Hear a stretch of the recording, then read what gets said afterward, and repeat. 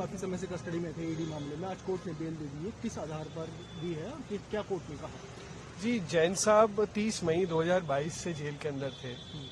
हमारा आर्ग्यूमेंट यही था कोर्ट के सामने कि इतना लंबा इनकार्सरेशन उनका हो गया है, ट्रायल अभी स्टार्ट भी नहीं हुआ है और अब तो मनीष सिसोदिया ने आर्टिकल 21 को लेके पूरा प्रिंसिपल भी ले डाउन कर दिया है कि अगर लॉन्ग इनकार्सरेशन है और आपका ट्रायल स्टार्ट नहीं हुआ है और ट्रायल में समय लगने वाला है तो आपको बेल मिलनी चाहिए। ये आपका नैतिक अधिकार है, ये आपका अधिकार आर्टिकल 21 से निकलता है और ट्रायल कोर्ट ने हमारी ये बात मान ली है। ट्रायल कोर्ट ने बहुत ही इम्फेटिकली कहा है कि कॉन्स्टिट्यूशनल प्रिंसिपल जो है आर्टिकल 21 के, which is life and liberty, would always Trump the twin conditions of PMLA. जो पीएमएलए एक्ट की जो दो कंडीशंस है उसको ट्रम्प करेंगे और आर्टिकल 21 के आधार पे, क्योंकि उन्होंने इतना समय जेल में गुजार लिया है 18 महीने का 30 मई 2022 से, इसलिए ट्रायल कोर्ट ने कहा है कि उनको बेल मिलनी चाहिए और उनको बेल दी है।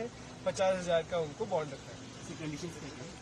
कोई स्पेशल कोई कंडीशंस नहीं रखी है। सीबीआई ईडी ने आके कोर्ट में after the judgement was pronounce उन्होंने एक दरखास्त की थी कि इनसे बोलिए कि ये ट्रायल के अंदर कोऑपरेट करेंगे, पर ट्रायल कोर्ट ने कहा कि ये तो नॉर्मल कंडीशंस है, ट्रायल जब शुरू होगा तब ये बात होगी, अभी तो इवन ट्रायल भी स्टार्ट नहीं हुआ है।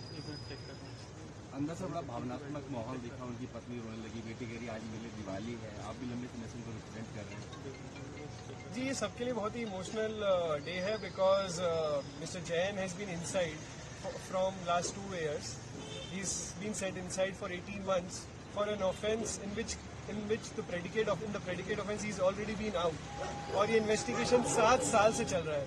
7 साल से इन्वेस्टिगेशन चल रहा है, उसके 4 साल बाद आप गिरफ्तार करते हैं किसी को, 2 साल अंदर रखते हैं। एक डीए का केस है, उसमें भी मैक्सिमम एलिगेशन है 1.5 करोड़ का, उसके लिए आपने 2 साल एक आदमी को अंदर रख लिया, तो ऑब्वियसली भावनात्मक है।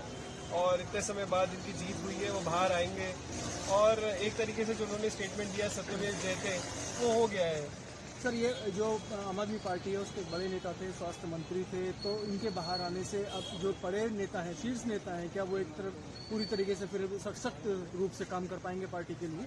नहीं, सशक्त रूप से तो वैसे भी वो कार्य कर ही रहे थे, मतलब मुझे politically I don't know, but I think sir के बाहर आने से, जैन साहब के बाहर आने से सबको बहुत ही मॉरल उनको विक्ट्री का फील होगा and it would obviously uplift the mood off everybody in the party. Thank you.